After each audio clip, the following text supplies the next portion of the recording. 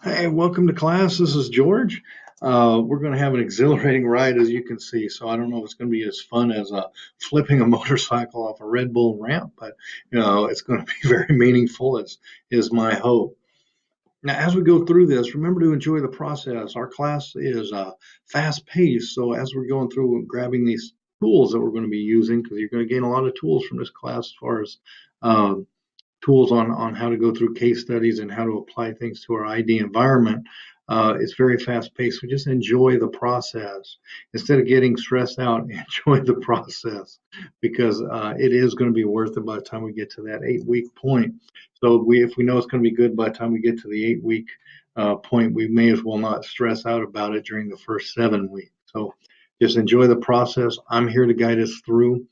Um, I've been doing learning and development for quite a few years, so I want to pass on what I know, and I also want to gain from what you know. So I'm always constantly trying to hone my own skills. So I want to learn from you as well. So one of the keys to our class is follow the rubrics.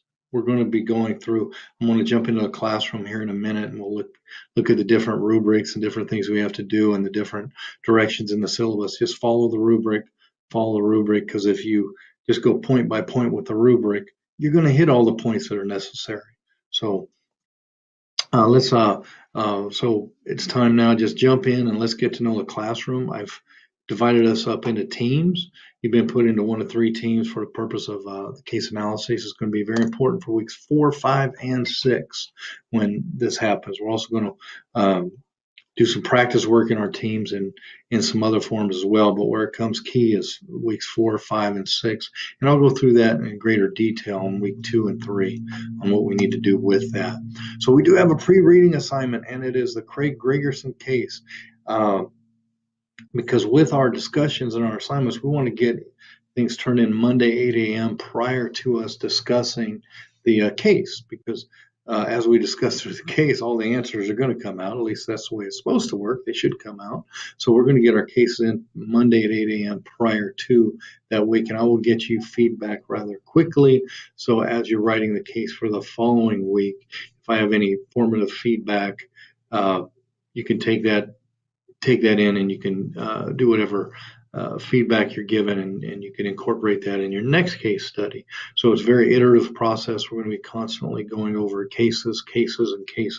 Week 1 with the Craig Gregerson case, think of this as a practice session. So we'll know exactly what to do when we come up with week 2, when that's our first graded case study. So we're just going to keep pushing forward gaining those tools. Our reflective case analysis.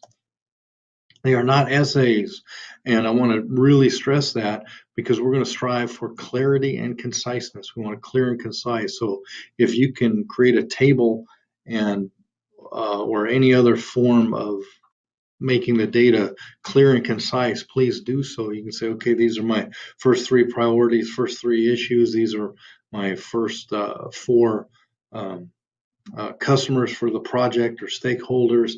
Here's the issues I see, things like this. So any way that you can strive for clarity, please do so, because that is important. Think of it more as business writing than essay style of writing.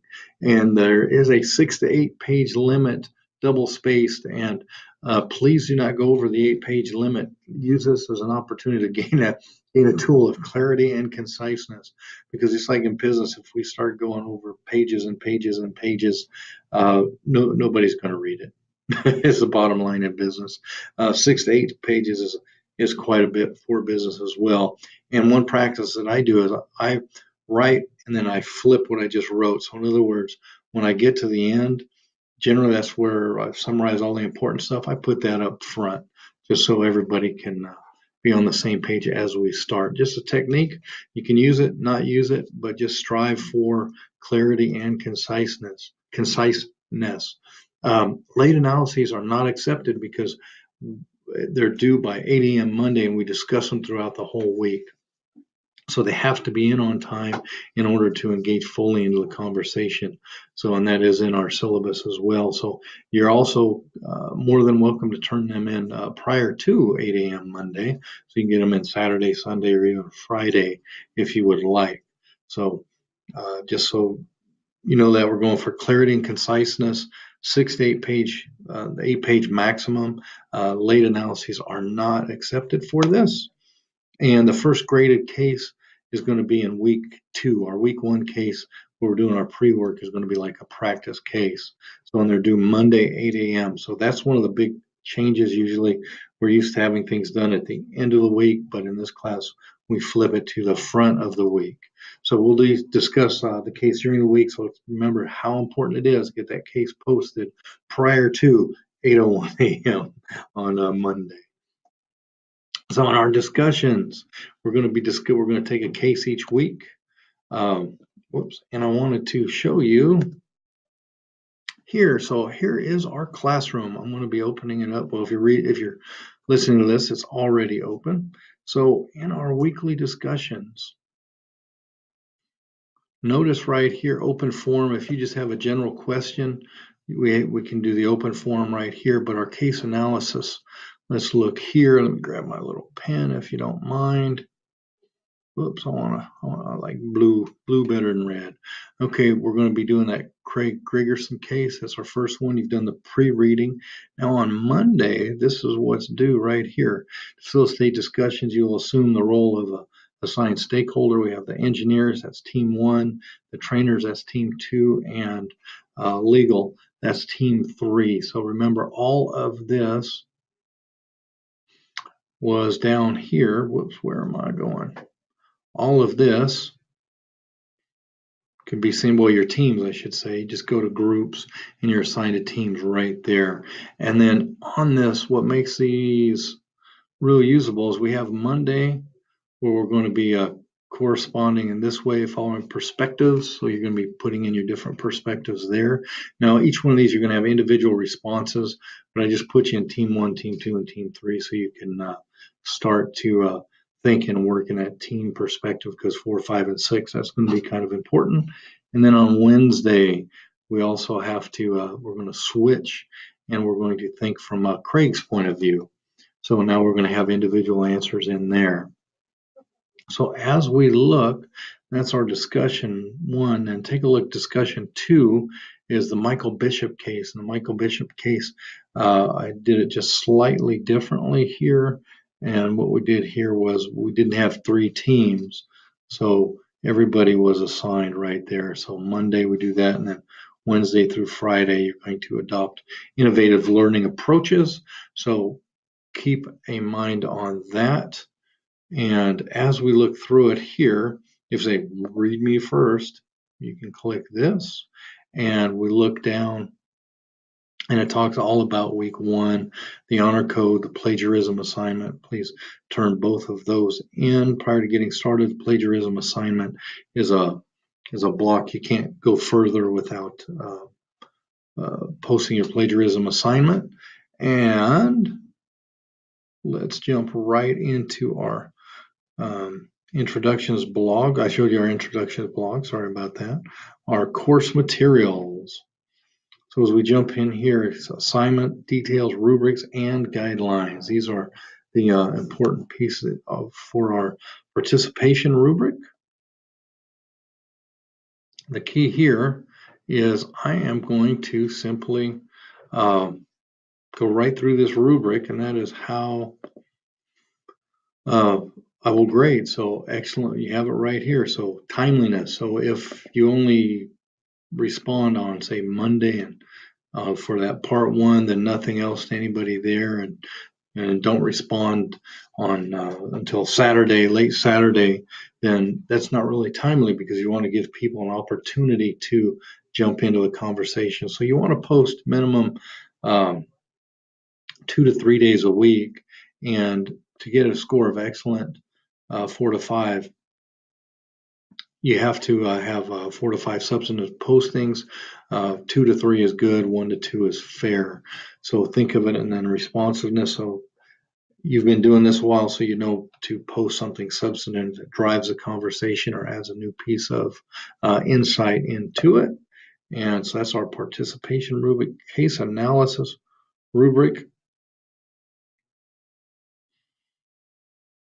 who are the key stakeholders? Now, what I would do, I go down this rubric point by point and I look for each of these elements. So one way, remember, we're striving for conciseness. One way you can just say, you can make headings if you like.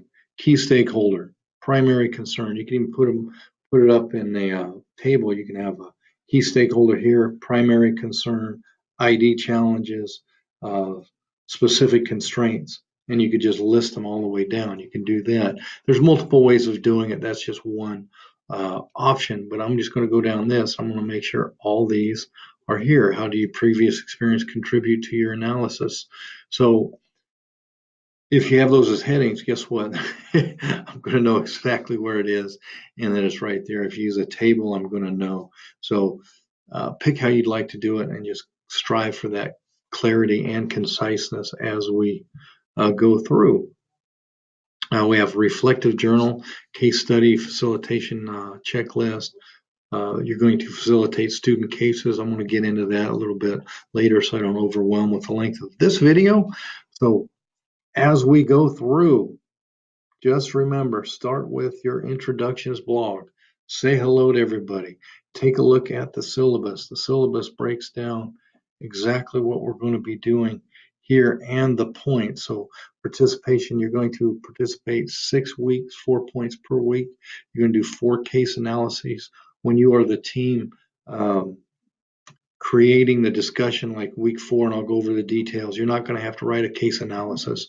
You're going to get everything prepared for everybody else. Then the reflection on developing expertise is 12, and reflective journal of case study facilitation is 10 as well. So you're only going to have to do one reflective journal as you complete your case study in either week 4, 5, or 6. So, and the group assignments for the facilitation of the case study is 14 points for a complete total of 100 points. And down at the end is one of my favorite parts because it tells us exactly what we have to do. Week 1, week 2, week 3, week 4.